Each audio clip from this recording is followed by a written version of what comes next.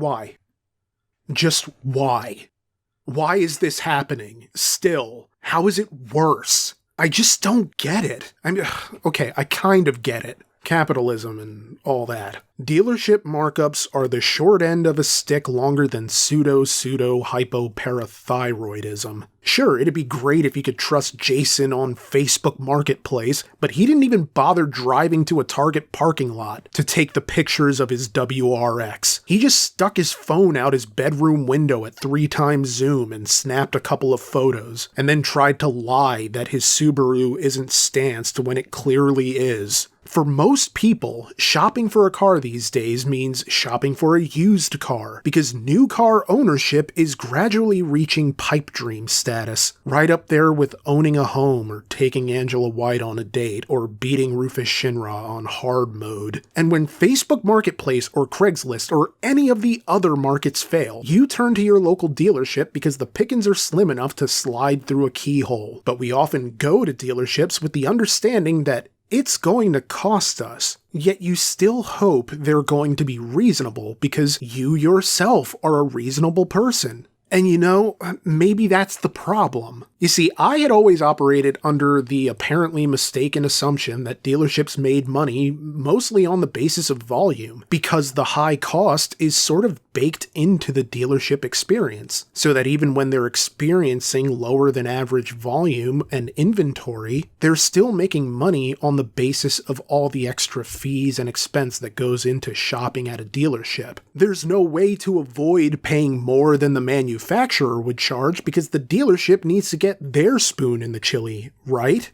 But even then, I was taking the charitable approach that markups would generally be reasonable in some way, not exorbitant like they've become. But some of these prices are absurd, and not even on cars that make sense either.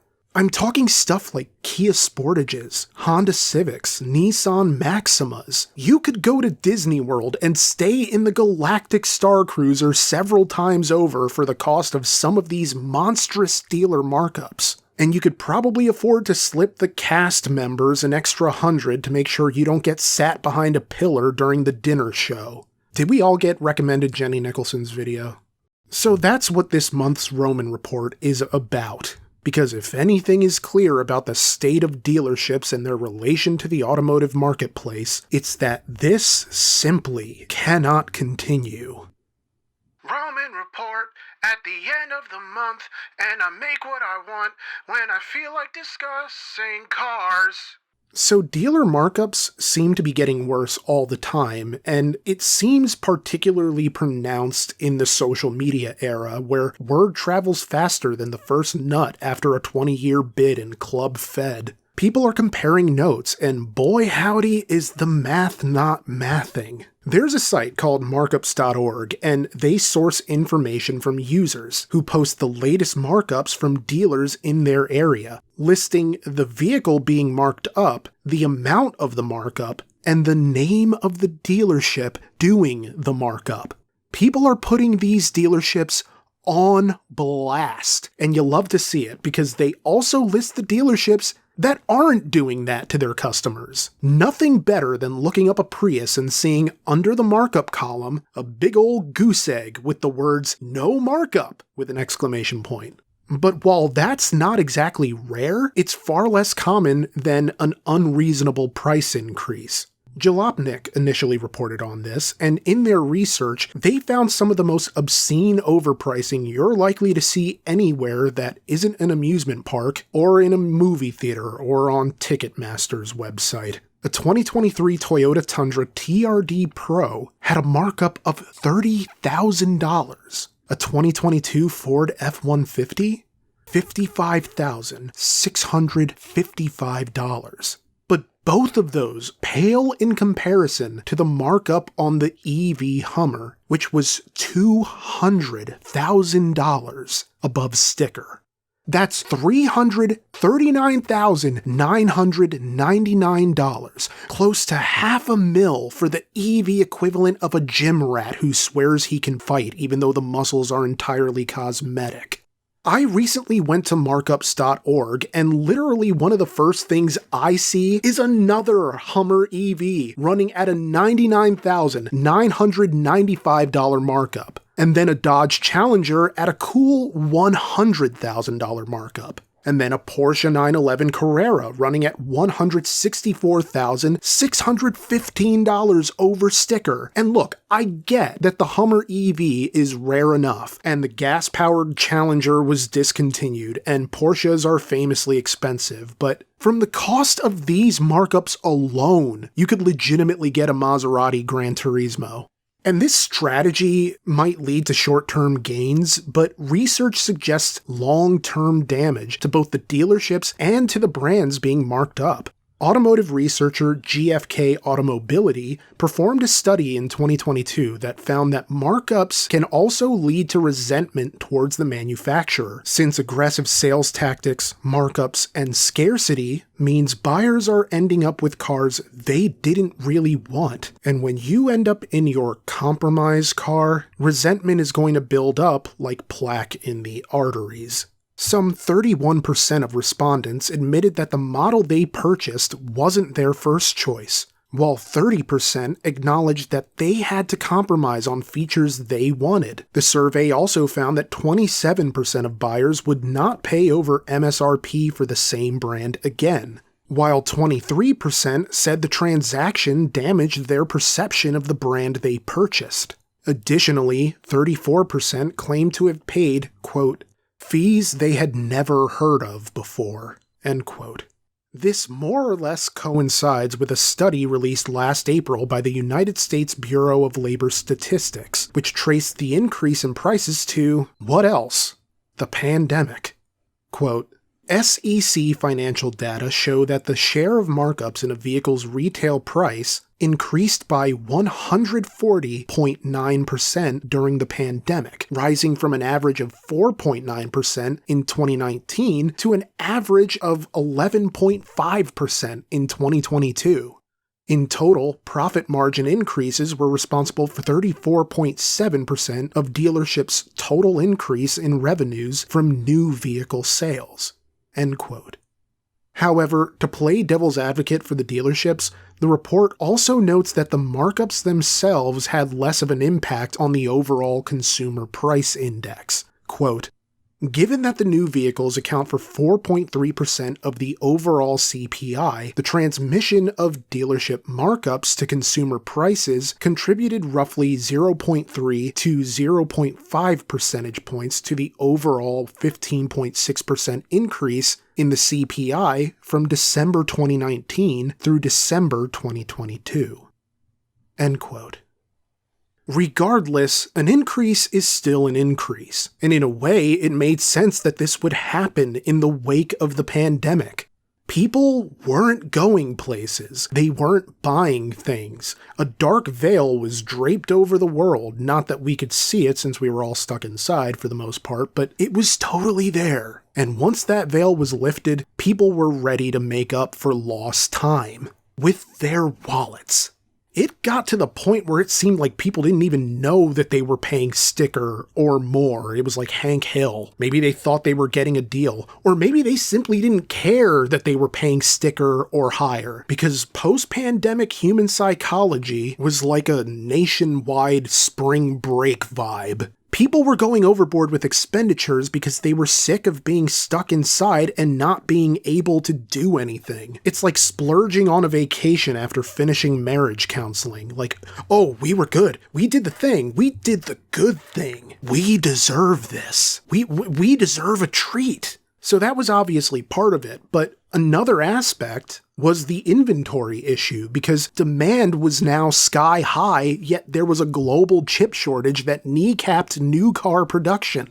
Under normal circumstances, you'd see the C8 Corvette come out, and you might think, I can wait for prices to come down. It's not like GM is going to stop making them anytime soon. But during the pandemic, during the chip shortage, there's every possibility that you're not going to get another chance to own this thing for a very long time, if at all. It was fear of missing out coupled with the encouraged recklessness of post-pandemic economic recovery. This, of course, ignores all the people who really didn't have money to splurge because the pandemic cost them their jobs. It led to a lot of income instability. But that still didn't prevent dealers from taking advantage through markups. And I know, in a purely financial sense, it probably would have been ridiculous for dealers not to have capitalized on this, even as it made the entire car buying experience objectively worse for people just trying to return to some semblance of normalcy, because they spent all that time not really going anywhere, not really driving anywhere at all, and to be able to potentially drive again, to potentially own a new car or a different car, I almost imagine it's sort of like what happened once domestic automotive production resumed in the aftermath of World War II. Except at least with World War II, it felt like that post-war boom in the auto industry was related to more families being able to afford new cars rather than now where it's less. Now, dealers are not just doing this with recent model year cars. They're doing it with cars that are considerably older. Now, I reached out to RCR viewers to share with me their automotive dealership nightmare stories, and as Dan from Internal Combustion Garage explains, a car being a certain age, or even in a certain condition, doesn't guarantee that you're gonna get it cheap. So a couple of years ago, I was looking at an '07 Crown Vic cop car. I was looking at one of them, and had an Oldsmobile Cutlass Sierra kind of catch my eye. It was like a 92 or something. I know they're old grandma cars, but I like them. It had the 3300 in it. It's a pretty good motor. And it was pretty rusty. It had a heat shield that fell off of it on the bottom. It was just kind of laying under the ground there.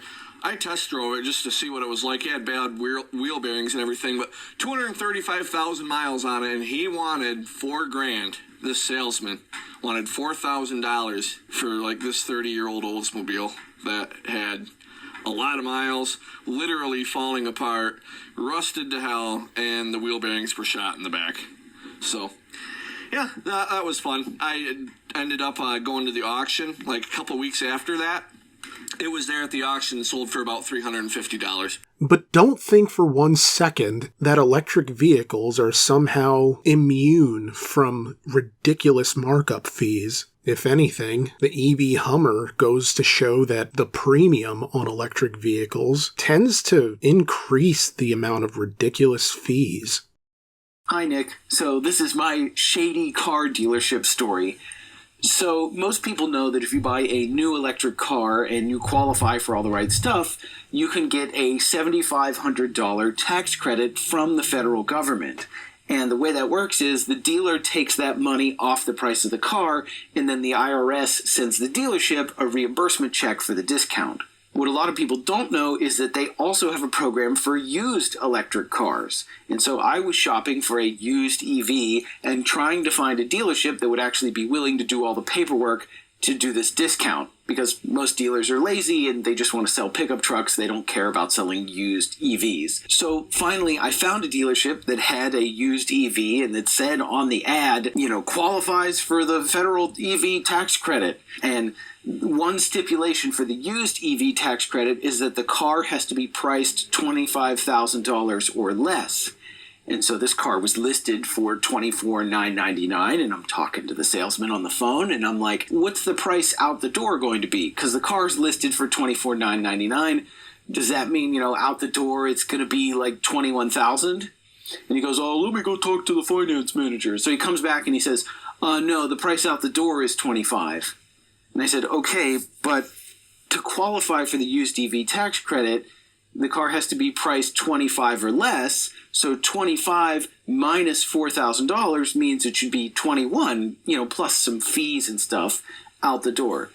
And he's like, well, no, the $25,000 price includes the $4,000 EV tax credit. Okay, this is like elementary school math here. The law says it doesn't qualify for the tax credit unless it's $25,000 or less. If the tax credit is already factored in, that would make the asking price $29,000, which means it wouldn't qualify. And so I'm talking to this guy, and Finally, what he says is, the finance manager says the asking price is $25. There's a $4,000 tax credit, but they did a lot of work to this car. They gave it ceramic paint protection and undercoating, and so that's a $4,000 upcharge. So to get this straight, the asking price is $25, the tax credit is $4,000, and then they added another $4,000 back in BS fees on this car. I don't care what kind of paint protection it has, it's not worth $4,000. So, but what they're doing here is the dealer is exploiting a loophole where to qualify for the tax credit, the car has to be priced under $25,000, but add-ons and dealership fees don't count as part of the asking price. Those are fees applied afterward. And so that's how this dealership is basically selling a $29,000 car, but lying so they can list it as $25,000 to try and entice customers that don't know what they're doing and saying, oh, well, it qualifies for the tax credit. Not really. They're just being shady. At which point I told the salesperson I was not interested and hung up the phone.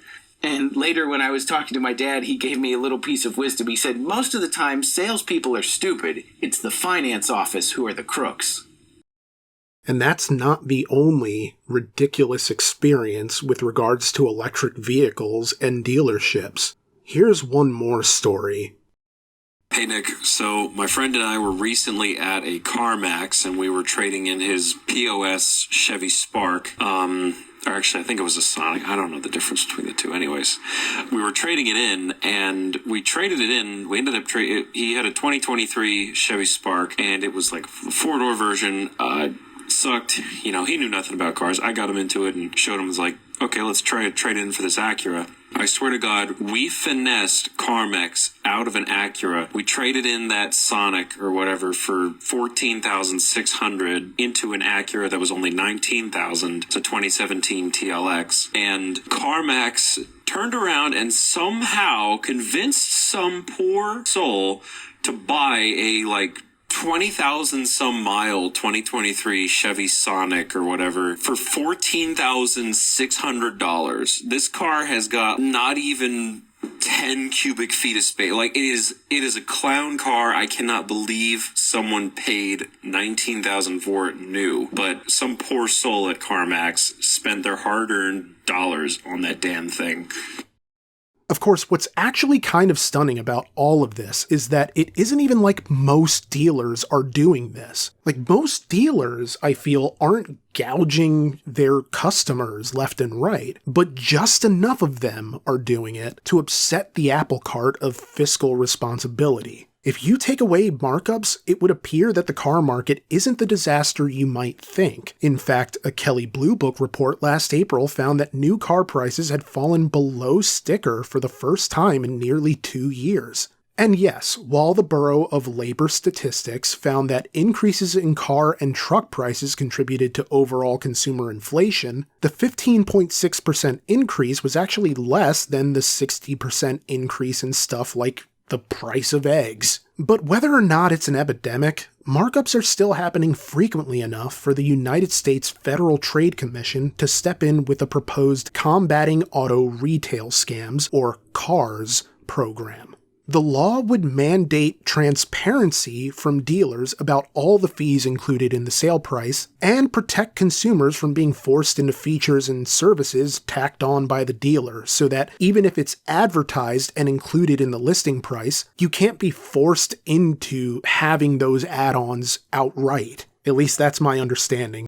Originally planned to go into effect at the end of July 2024, the law was naturally challenged by dealership lobbyists back in January, so now it's going to the Fifth Circuit Court of Appeals. The law might still happen, but it might have to be altered in some way before going into effect. Or maybe not, who knows how the court will rule. But in lieu of government intervention, it's going to be up to the automakers to actually do something about this.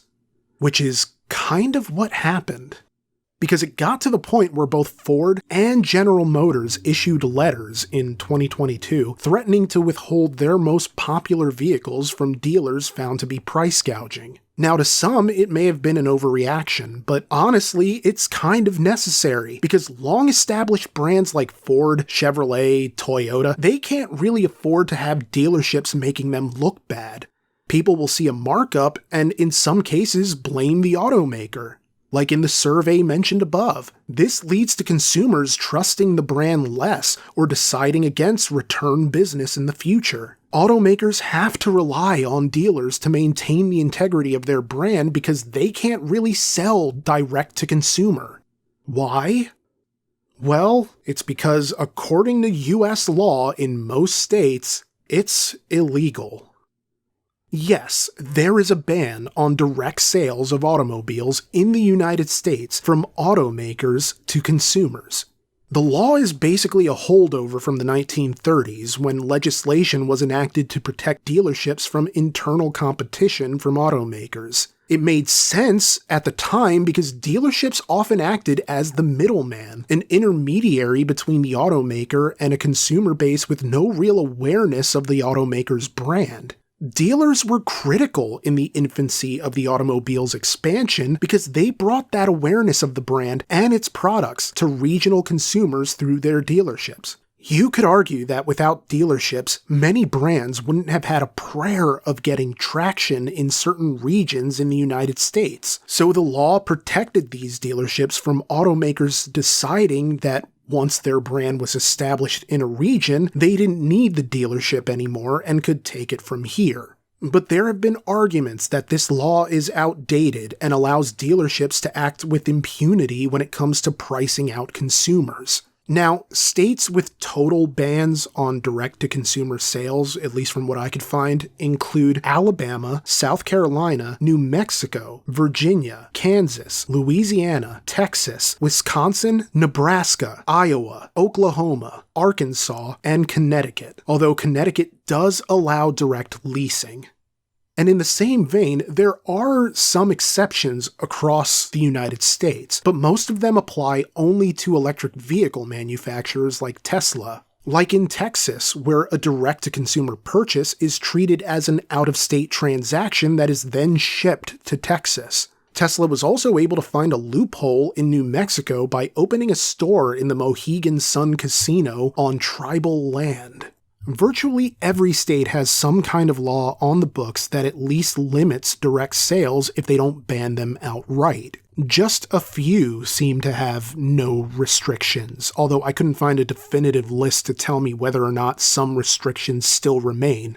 But of the states I saw, the list included California, Colorado, Idaho, Oregon, Nevada, Arizona, and I believe Utah was in there, but please correct me in the comments if I'm wrong, it's totally possible. But to bring this back to the dealer markup issue, yes, you can build your own Bronco on Ford's website no matter which state you call home. But as I found out when, for the purposes of this video, I tried to purchase a Bronco with the Sasquatch package from Ford's website, when it comes time to check out, they're just going to redirect you to the nearest dealership that can fulfill that order. And Lord only knows what that dealership is going to charge you for the privilege of driving a car that makes you look like someone who doesn't yield to children at a school crossing, because these kids gotta learn at some point that not everything in the world is about them.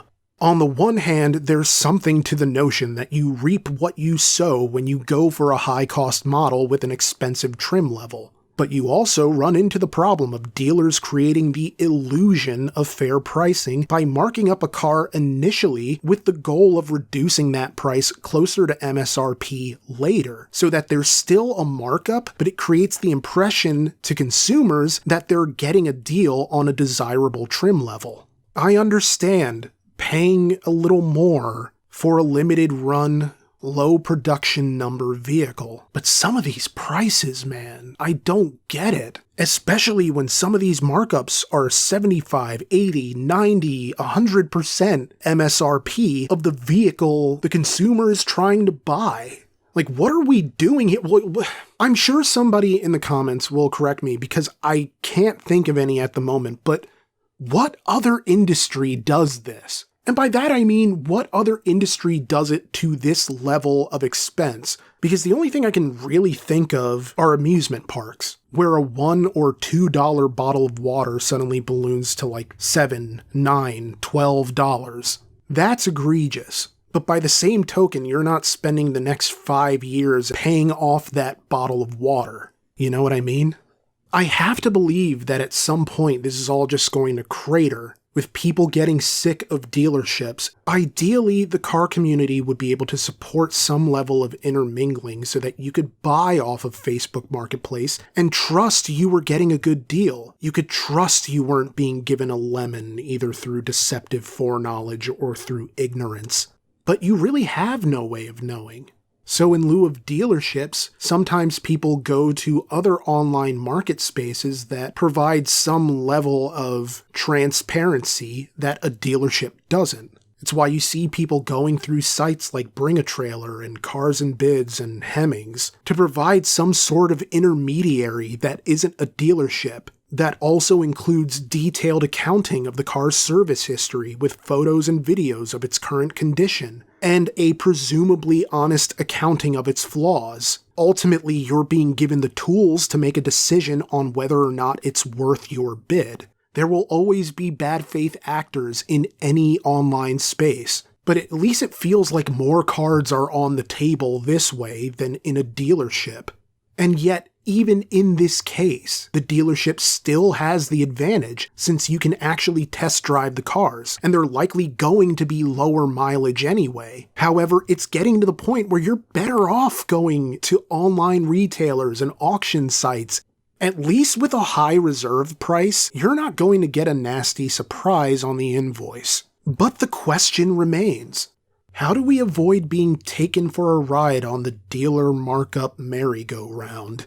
Well, Consumer Reports suggests a number of ways you can save yourself some money. Other than going to an automaker that can sell direct-to-consumer, like Tesla, Rivian, or Lucid Air, the best advice is probably to simply be patient if at all possible. Take the time to visit multiple dealerships for the car you want, get quotes, inquire about any incentives provided by the manufacturer that might help lower the cost, particularly if you can apply more than one to the overall price of the vehicle. Generally, just negotiate as best you can, especially if they insist on pointless dealer-installed features you don't want or need, or additional warranties and insurances. Because it might not seem like it in the pressure of the moment, but most things are negotiable, even if a dealer is acting inflexibly. And if they are, and you have the ability to do so, be willing to walk. It's your most powerful weapon and your greatest leverage. However, if you do end up purchasing from a dealer, Consumer Reports recommends getting a purchase order rather than simply a deposit receipt, since a deposit receipt doesn't guarantee the price, whereas a purchase order legally ties the dealership's hands. All in all, shopping for a car is a miserable experience for a lot of people. They might not have the same sense of excitement that we might have perusing car auction websites or online market spaces, or going to the mom and pop used car dealership to see what just arrived, or going to estate or police auctions to see what can be had on the cheap. For most, it's a stressful process, and dealers don't help when they leave their claw marks in every aspect of a process that should go much more smoothly than it does. It's worse when someone doesn't have the luxury of waiting out the market, when they need a car now. I don't know to what extent the market is correcting, or if it even will anytime soon, but it's my genuine hope that this isn't an issue we're still facing 10 years from now, even if it does seem like one of those problems destined to continue in perpetuity. That's a wrap on this month's Roman Report. Thank you to our guest contributors, Dan from Internal Combustion Garage, Joe, and Eric. I really appreciate your help. I'd like to thank you for watching, and if you enjoyed the video, please consider liking, sharing, and subscribing. Any one of those really helps us out. Have a great rest of your week, and try to avoid those markups if you can.